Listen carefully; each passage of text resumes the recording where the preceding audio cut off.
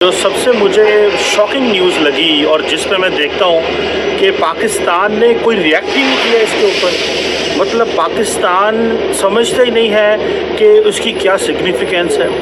South Korea के ambassador को Indian सरकार ने समन किया है, साउथ कोरिया के एम्बेसडर को। अब आप मुझे ये बताएं कि और इसलिए समन किया कि भाई आपका जो पाकिस्तान में जो एक सेंटर है उसने इंडियन जो ऑक्युपाइड कश्मीर है उसके बारे में स्टेटमेंट क्यों जारी की। अच्छा, अब मुझे ये बताएं, और ये इतनी बड़ी बात है कि मेरा ख्याल है कि किस तरह एक प्राइवेट कंपनी होगी शायद जिसके कुछ करने के ऊपर इंडियन गवर्नमेंट हरकत में आ गई और साउथ कोरियन एम्बेसडर को बुला लिया। अब इसकी ज़रा सिग्निफिकेंस और इस चीज़ पे बात करें। पहली बात तो ये है कि जो इंडियन पॉपुलेशन है, अवाम जो है, जो लोग हैं, वो इतनी टफ लाइन ले रहे हैं कश्मीर के ऊपर और वो समझ चुके हैं कि उनका जो पॉलिटिकल फाइनेंशियल कैपिटल और जो सोसाइटी है वो इतनी इम्पोर्टेंट हो चुकी है कि वो जब जिसको दिल करे वो रोक सकते हैं, जिसके मर्जी वो क्वेश्चन मार्क कहते हैं ना, सवालिया निशान वो लगा सकते हैं। अच्छा, अब देखें कि अब हुंडई पे मैंने पहले भी एक वीडियो बनाई but that was a different scenario. और दूसरी बात ये है कि पाकिस्तानी सरकार जो है ये तो प्राइवेट कंपनीज को कहती है कि जी, या पाकिस्तानी गवर्नमेंट या पाकिस्तानी या शायद जो प्राइवेट कंपनीज खुद तो ये कहते हैं कि जनाब कश्मीर के ऊपर बोलें, लेकिन अगर इंडियन सरकार ने इस तरह का एक्ट लिया तो पाकिस्तानी बोल क्यों नहीं रहे। अच्छा, इंडियन जो पब्लिक थी उन्होंने सोशल मीडिया पे रिएक्शन दिया, सोशल मीडिया पे रिएक्शन के बाद वो बोले, उसको फ़ौरन हुंडई इंडिया को स्टेप बैक करना पड़ गया, क्लैरिफिकेशन जारी करनी पड़ गई, इवन सोल तक प्रॉब्लम क्रिएट हो गए। और उसको फिर क्या किया कि इंडियन मीडिया ने पिक किया, इंडियन मीडिया से वो बात इंडियन सरकार तक आ गई और इंडियन सरकार ने ये सोचा कि ये बहुत अच्छा मौका है कि अपनी आवाम जिसने कश्मीर के हवाले से एक इंडिविजुअल स्टेप लिया है, हम उसको पकअप करें, सपोर्ट करें। अच्छा, उधर से आप पाकिस्तान को देखें, पहली बात तो यह है कि पाकिस्तान की सरकार जो है वो जो करते हैं, मैं तो वैसे फ्रेंकली स्पीकिंग इन बिजनेसेस को मैं चाहता हूँ कि ए पोलिटिकल रहें। जो कारोबार है उसको ए पोलिटिकल रहना चाहिए, कारोबार को इन चीज़ों में नहीं आना चाहिए, क्योंकि आपका अपना पॉलिटिकल कैपिटल जब इस तरह का हो कि आप जिस तरह की सिचुएशन में हो तो बड़ा मुश्किल होता है। तो कारोबारों को चाहिए कि वो क्या उसे बोलते हैं, ए पोलिटिकल रहे। लेकिन अगर वो ए पोलिटिकल नहीं भी रहे, उन्होंने आपको सपोर्ट कर भी दिया कश्मीर के ऊपर, तो पाकिस्तान की सरकार इस पर क्यों जवाब नहीं दे रही। पाकिस्तान की आवाम जो है उसकी तरफ से कोई रिएक्शन नहीं आया कि भाई एक कंपनी को उन्होंने पकड़ के उधाड़ पछाड़ कर दी है।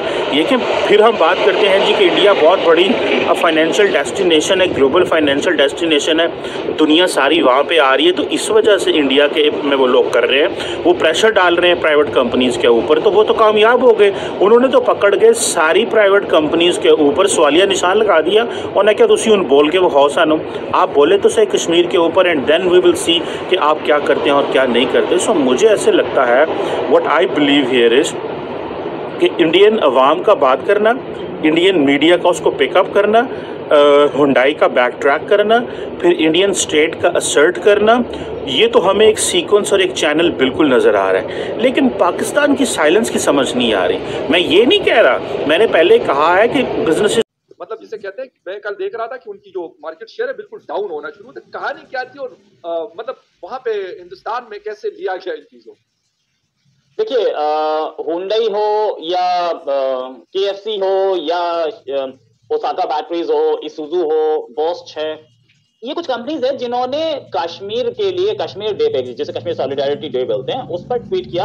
और इनफैक्ट हुंडई का ट्वीट सबसे शॉकिंग था। वो ये था कि let's remember the sacrifices of our Kashmiri brothers and stand in support as they continue to struggle for freedom. इस ट्वीट को हटा दिया गया। अब बात आती है कि क्या हुंडई इंडिया के जो पॉलिसी है, कश्मीर पॉलिसी, उसको जानती नहीं। उन्होंने जो पाकिस्तान से ट्वीट किया, जाहिर है किसी पाकिस्तानी ने ट्वीट किया और हुंडई को पता भी नहीं होगा ऐसा ट्वीट किया, क्योंकि ट्विटर हैंडल्स जो इन सबके किसी पाकिस्तानी के हाथ में। लेकिन क्या हुंडई अपना ट्विटर हैंडल या फेसबुक हैंडल या केएफसी या इसुजू बात कीजिए, ये सब अपनी कंपनी के फोरम को एंटी इंडिया प्रोपेगेंडा के लिए यूज कर सकते हैं। Now coming back to the point कि ऐसे ट्वीट हुए और उसके बाद इन कंपनीज को अपोलोजाइज करना पड़ा। अपोलोजाइज किया हुंडई ने, क्योंकि हुंडई के लिए एक बहुत बड़ी प्रॉब्लम आ गई थी। हुंडई पाकिस्तान में 8,000 कार बेचता है पर ईयर, इंडिया में 5,00,000 कार बेचता है। उसको पता है प्रॉफिट्स कहां से आने हैं। पाकिस्तान इतना बड़ा मार्केट भी नहीं है ना। KFC के लिए भी इंडिया एक बहुत बड़ा मार्केट है, फोकस रखता है KFC में। साथ में इसुजू हो या ओसाका बैटरीज हो, ये सारे के सारे इंडिया को एक बड़ा मार्केट मानते हैं, नो डाउट अबाउट इट। और इंडिया के लिए ये लोग इन्वेस्टमेंट के लिए तैयार हैं और इंडियन कॉन्ट्रैक्ट के लिए तैयार होते हैं, तो they know it what's going on. इस तरीके का कोई भी ट्वीट उनके मार्केट को डायरेक्टली इंपैक्ट कर सकता है। तब से हड़कंप मचा हुआ है और 2 बार तो क्लैरिफिकेशन हुंडई दे चुकी है। KFC का जो क्लैरिफिकेशन है वो बड़ा स्पीड से आया, वो कुछ ही घंटों में उन्होंने क्लैरिफिकेशन दे दिया कि वी अपोलोजाइज फॉर इट। इन सब कंपनीज को, क्योंकि इंडिया मानता है कि फ्रीडम स्ट्रगल नहीं है, वो टेररिज्म है। और अगर फ्रीडम स्ट्रगल है भी तो पाकिस्तान, ये बलूचिस्तान के फ्रीडम स्ट्रगल पे भी ट्वीट कर दें कि बलूचिस्तान भी फ्रीडम स्ट्रगल है, बलूचिस्तान डे वाले दिन ये बोलते हैं वी सपोर्ट बलूचिस्तान।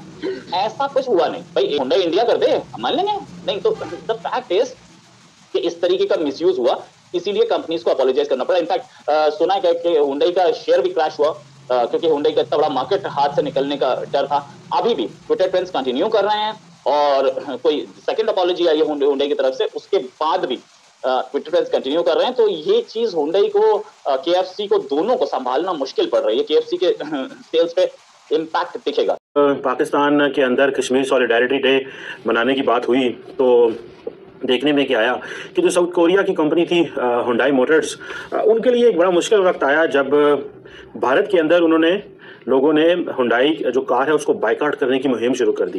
क्योंकि जो हुंडई जो पाकिस्तान थी, उन्होंने एक अपने ट्विटर हैंडल पे जो हुंडई पाकिस्तान ऑफिशियल है उसके बारे में उसमें लिखा जी कि हम जो है वो कश्मीर के लोगों के साथ खड़े हैं, इन और उनकी जो सेक्रीफाइसेस हैं उनको याद करते हैं और जो उनकी स्ट्रगल फॉर फ्रीडम है उसको भूले नहीं हैं। और Hyundai Pakistan Kashmir solidarity day ये इन्होंने बात की। अच्छा, जब जैसे ये हुआ तो ट्विटर हैंडल पे मैंने भी इसको देखा अपने ट्विटर हैंडल पे कि लोगों ने जो है वो काफ़ी ज़्यादा कमेंट्स करने शुरू कर दिए। मैं कुछ पर्सनली भी दोस्तों को जानता हूँ इंडिया में जिन लोगों ने ये जैसे कहते हैं ना कैंपेन शुरू की और बात हुई, तो उधर देखने को मिला कि ये जो कुछ हो रहा था जिसमें सॉलिडारिटी डे के हवाले से हुंडई मोटर्स को पनिश करने की कोशिश की। अच्छा, मज़े की बात बताऊँ कि जो हुंडई मोटर्स है उसके जो पाकिस्तानी पार्टनर्स हैं निशात ग्रुप ऑफ कंपनीज हैं। निशात ग्रुप ऑफ कंपनीज वही बिजनेसमैन है जिन्होंने कुछ दिन पहले ये कहा था कि इंडियन प्राइम मिनिस्टर जो है वो पाकिस्तान विजिट कर सकते हैं अगर हालात ठीक रहें, और उन्होंने बात वगैरह की। अच्छा, अब ये जो था इनके जो इंस्टाग्राम पोस्ट थी, फेसबुक, ट्विटर, हर जगह पे इन्होंने अपने कमेंट्स वगैरह किए और इंडिया के अंदर जो सोशल मीडिया के लोग थे उन्होंने कहा जी कि भाई हम हुंडई क्यों खरीदेंगे, हम तो टाटा मोटर्स, महिंद्रा एंड महिंद्रा और जो बाकी लोकल ब्रांड्स हैं वो खरीदेंगे। इंडिया के अंदर वैसे ही आजकल बड़ी वो एक चल रही है कि जनाब हमें लोकल ब्रांड्स के ऊपर फोकस करना है और वो सारा कुछ।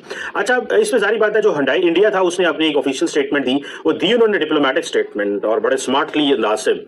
अच्छा, इसमें एक और बात बताऊं मैं कि इस तरह लग रहा है कि जिस तरह माजी में था ना कि कंपनीज जो थी वो हुकूमत पाकिस्तान को खुश करने के लिए या पाकिस्तानी इदारों को या लोगों को खुश करने के लिए इस तरह की जो पॉलिटिकल स्टेटमेंट होती थी वो भी दे दिया करते थे। आप देखें कि इंडियन अवाम ने और इंडिया ने क्या प्रेशर डाला कि वो जो था उनको उसे बैक ट्रैक करना पड़ गया। तो यानी बिजनेस कम्युनिटी जो है उसको बैक ट्रैक करना पड़ गया, उनके लिए मामलात खराब हो गए। उन्होंने कहा कि अगर हमने यहाँ पे